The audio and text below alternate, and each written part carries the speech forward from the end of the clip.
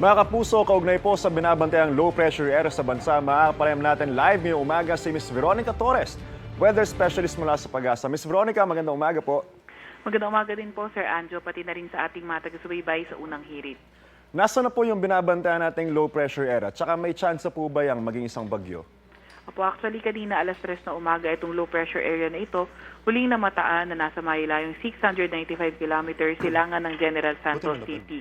Itong low pressure area na ito, in the next 24 to 48 hours, mababa ang tsansa na maging bagyo, pero not ruled out ang tsansa ng pagiging bagyo na ito within the week. Kung sakali, Miss Veronica, ano po yung ipapangalan kapag naging isang bagyo to? Tsaka pang ilang bagyo na po ito ngayong taon?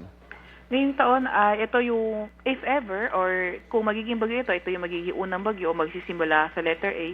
Kung ito ay maging ganap na isang bagyo sa loob ng ating PAR, ay bibigyan natin ito ng local name na Auring.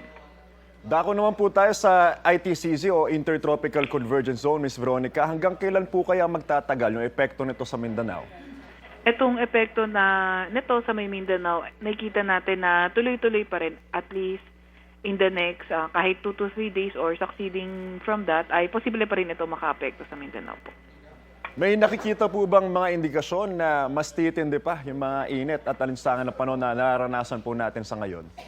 Opo, actually yung maximum temperature kasi na re-record around May, so not although may kumonte yung mga areas na nasa may danger level ng heat index, posible pa rin tumaas yung makukuha nating temperatura in the next month po.